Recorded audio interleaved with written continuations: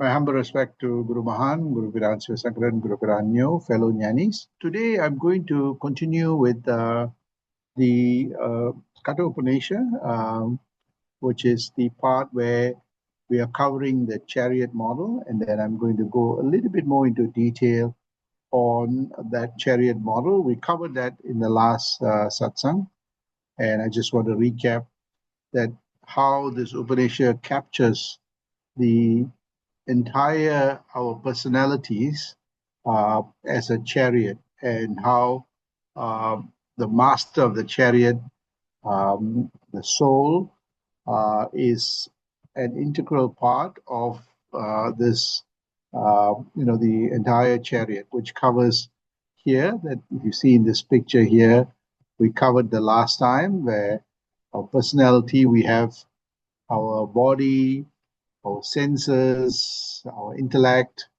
our subconscious. So there are 11 states. Of course, the first state is the path that we are in, the journey, our material universe, right up to the 11th stage, which is the passenger or the jiva or the soul or the atma.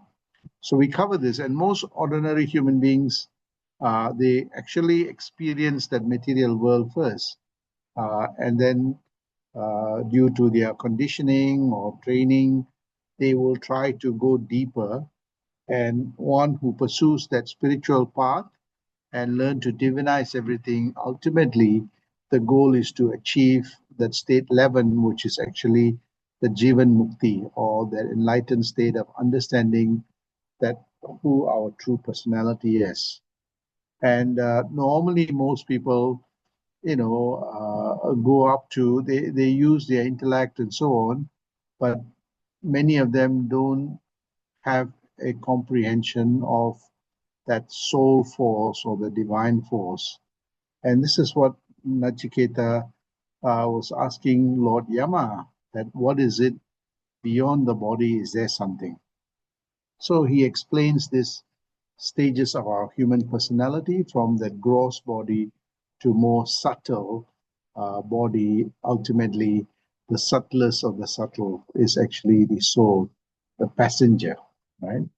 So this is what the ordinary human beings try to endeavor, where they look at the material world, and slowly try to divinize it through various practices, acharas, but very few people take to the path of vichara, or introspection, contemplation, reflection, and meditation. Hence, for many of them, they take it in a very material and ritualistic way. They don't get the full, complete understanding of who they are. Only those who take the path of introspection, contemplation, reflection, that vichara part, will ultimately, if they pursue it with intensity and diligently and consistently, they will realize the true self. Once they realize that, then you see that Mahans and enlightened ones, they have that divine understanding of the self, and everything else in this material world is seen and experienced through that lens. So here, this is covered in verses 1 to 10 in this chapter. And going deeper, let's go a little bit more deeper. So here in this verse 11, the Lord Yama explains that, superior to the sense organs are the corresponding, objects. Here, so here he says that sense organs, it cognizes this material object. And he says superior to the object is the mind. The mind is what gives form and consciousness to these objects. Then he goes on to say that superior to the mind is the intellect, because the intellect now can make sense what's real or unreal, and so on. And then he goes on to say superior to that intellect is the great self. This is the collective self that brings everything, this whole notion of consciousness, understanding this is how my mind is, this is what my mind is, and this is how I make sense of the world. So this is what our individual self, or what Mahan calls that the small I, the collective, you know, uh, intellect that brings everything together and gives us cognition, experience, and so on. So it's going through the stages of, one to one by one, that stages. So then he says that the great self is superior to the intellect, because that's intellect, is supported by that great self or that consciousness. Without that consciousness, the intellect cannot function, right? So we see that, then the question comes is that what is this great self, right? And this is because most often, of course, we have an intellect. We say, okay, this is how our reasoning is, our logic is, and Lord Yama says then there is something far greater than the intellect, which is the self. So what is this self? So here he says this is the collective intellect. That means, you see, intellect comes in bits and bytes, and that collective things puts it together to give you that experience, that wholesome experience, right? And gives you that awareness and the beingness who you are, right? So it is the first manifestation. It's like, I exist. This is me, right? So the notion of existence comes here. Now, a table or a chair would not be able to, it exists, but it would not be able to have that collective intellect, to have that consciousness. So the inanimate objects would not be able to do that, right? So that, biological beings and humans have this awareness of that, you know, collective self, this notion of beingness, right? So he says it is that collective intellect that gives you that beingness, who you are, right? We say human beings, right? The beingness, right? So he says this is the first manifestation of the pure consciousness. So you see that he's talking about the consciousness, but the first manifestation of the consciousness is that awareness of our existence in this material world. So you can call it the material existence of consciousness, right? So the pure consciousness is Brahman, right? So here we're talking about the collective intellect is actually the awareness of all that, understanding and experience of the material world using a material apparatus or material tool called the body, mind, intellect, right? So here he says that the consciousness, which is Brahman, which is within the phenomenal context. I mean, it's this material universe that has space and time. So he's now describing our universe. He says that the collective intellect, is a manifestation of our, what he calls that material universe. The word is called Hiranyagarbha.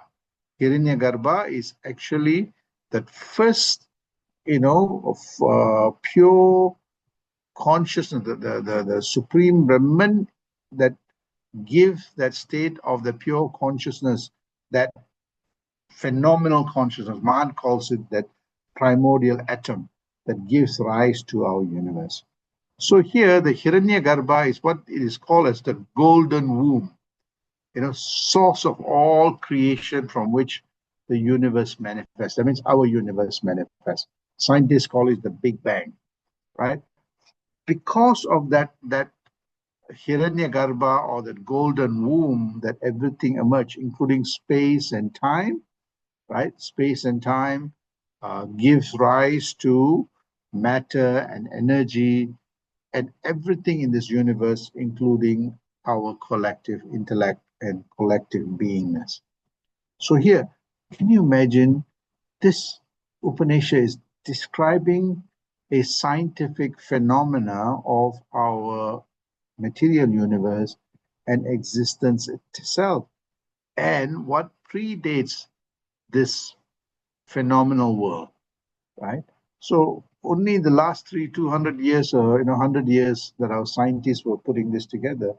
But here it is that this scripture is describing this entire Hiranyagarbha, or the golden womb, that emerged from this Brahman of pure consciousness, or Mahan calls it the big I, that the first primordial seed of that small I is actually the phenomenal world where we have space and time, right?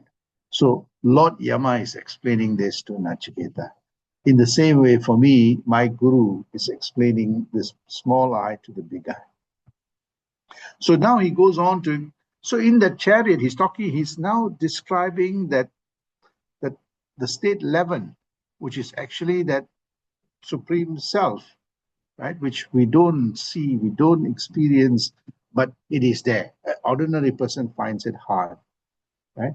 So the word you see in the scripture called Hiranyagarbha is the golden womb. That's the source of all creation from which our universe manifests, right? Like a child in the mother's womb, right? The womb is there, and then something happens, the fertilization takes place, and you see that the whole universe of that child is born. And this is true for everything in this universe, right? So here, then he goes on to explain this unmanifest, right? He says that the unmanifest is superior to the great self. So self is our material identity, that collective consciousness, right? So he says that that cosmic self is superior to, so we have that which is not formed. You can call it Irul, you can call it all those things that have not. So we have that our universe, then we have Big Bang, that where everything started with space and time. Before that, you have that unmanifest. That means space and time is not there. I mean, Mahan calls it Irul, right? So it's unmanifest. That means this is space and time is not there. So he says that that cosmic self is superior to this unmanifest too, including that Irul. So the Irul is actually a manifestation of that, that unmanifest, which is, without space and time, is also that cosmic self, right? The cosmic self is superior to whatever this before predates our universe. So he goes on to explain that there is nothing higher than that cosmic self. This is Mahan's version of the big I. He's talking about this, you know. So he says that that marks the end of all growth. You see, growth means got space and time, right? So here you are in a state where there is no space, no time. So what does growth means? Growth means the dynamism, right? That's not there. So this is omnipresent, omniscient, and so on. So this is the state he is talking about before our body formed, before space and time, before the Hiranyagarbha or golden womb. Before that, nothing was there. Even that all comes from that Brahman. So the DNA of that Brahman is infused in everything. So he says that marks the end of that growth. That means that as long as we have a body, we experience the bodily change. And he says that the moment you attain that, every space and time stops. So everything, so the oscillation of Sukha Dukkha, the oscillation of this material world completely becomes silent. This is the quietude that one achieves. He says that is the highest goal anyone can attain, to attain that ennol nan arinde, in that state of absolute quietude, the absence of that material identity. He says, in that state, you'll see later on, he says, there is no birth, there is no death. Remember, Nachiketa wanted to find out what happens after death.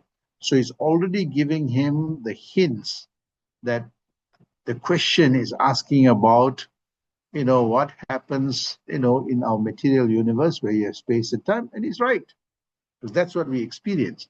But now Lord Yama is taking him much more deeper, predates space and time. He says that is also core to our DNA. Observe that. That is what Swami says, Utru, Utru, Noka, Noka, Iparamam, Aparamam, Yega, Paraparamam, Enunanarindet. What he's describing there, he's actually describing that attentive observation you see that the inner and the external cosmos all falls into me, into that I am, that Brahman state he's explaining. So here, for me, the correlation of Mahan's teaching and this is really close. So then he goes on to explain, oftentimes our progress should be from the lower truth. That means we know about the universe, we know about our body. First, we know about our body first. If you look at a child, when a child is born, everything is cloudy, and then he starts looking at his hands, getting its own identity, and then start observing the world around.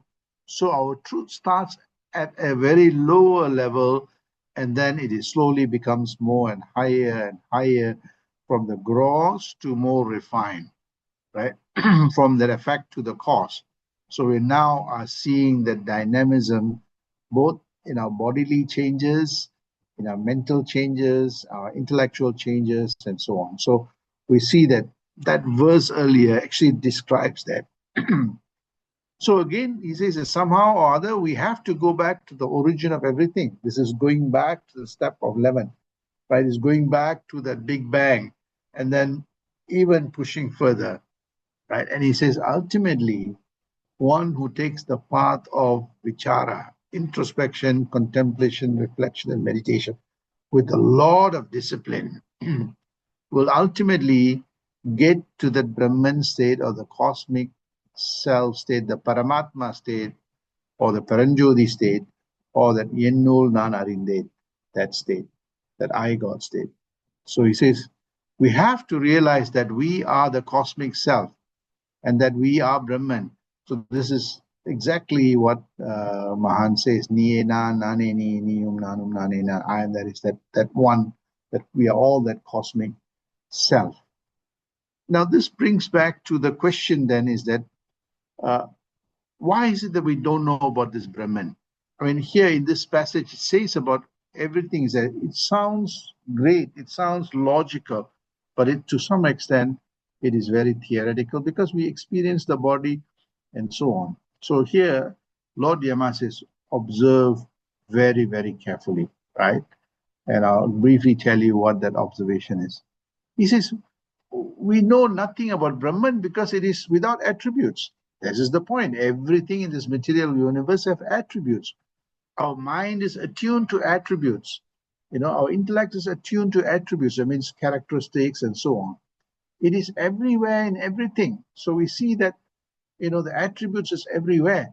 But also the Brahman without that attributes is also everywhere. The only thing is that because our apparatus are so used to the attributes, it's searching for the attributes.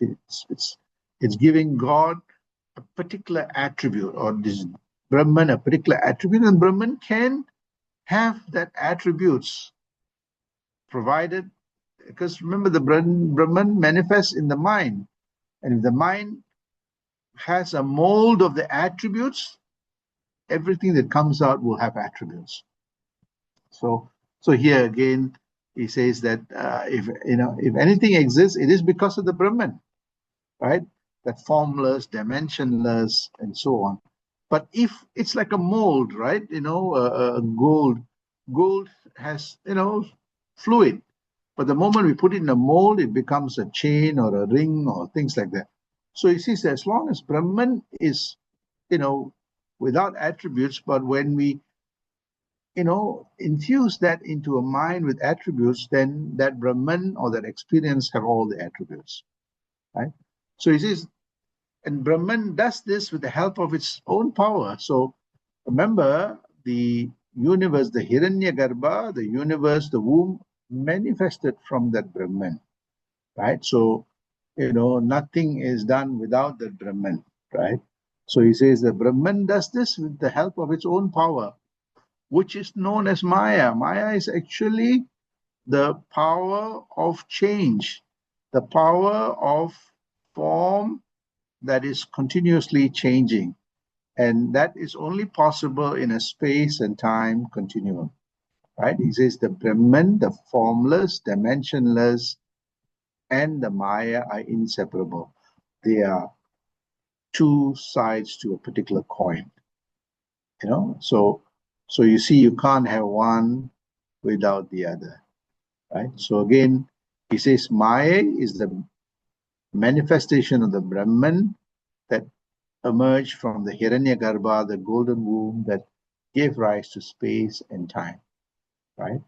And the change. So he says, as how the milk is, the milk and its whiteness is inseparable. So similarly, the small I and the big I are inseparable, right? But one who is illumined will realize that you cannot run away from that material identity in search for the spiritual identity.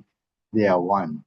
And this is where divinizing oneself, one realizes that our body, our mind, our intellect, everything is a manifestation of the Brahman. If the mind realizes that, then the qualities of the mind will become the Brahman itself. So again, he's now bringing that a very subtle point, that is, Brahman transcends space and time, transcend everything.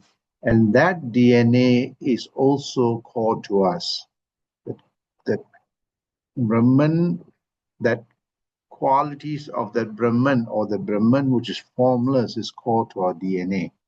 And we can experience this if we think very deeply. In the deep sleep state, we experience that Brahman, where formless, dimensionless, timeless. The moment we wake up, we are waking up to this material world. So a great saint says that actually we go to sleep in the material world and awaken in that Brahman. But for most ordinary person, the Brahman is sleeping, but the material world is awakened. No. Actually, the Brahman is always awake. It is the material world that we are so caught up. So, and sometimes, our mind loses that understanding of the Brahman. So here he's saying it's both are one. So while in this material world, realize that it is just a manifestation of the Brahman. So it's beautifully said by a great saint that, though we are mortal, we are anointed with immortality. Though we are perishable, we are anointed with imperishability. Though we are finite, we are anointed with the infiniteness. Now, why this is really important? So though we are in this material world, material experiences, we carry with us that immortal, inspirational, infinite experience. And you see that in every state of our existence, in our sleep state, we are in a blissful Brahman state. When we are in that meditative state, we are in the blissful Brahman state. When we are in this material world, engaging the material world, we are in the blissful Brahman state. This is what enlightened living is. Lord Yama is teaching Nachiketa that, if you have that Brahman, which is transcendental to birth and death, the question that you ask, you know the answer.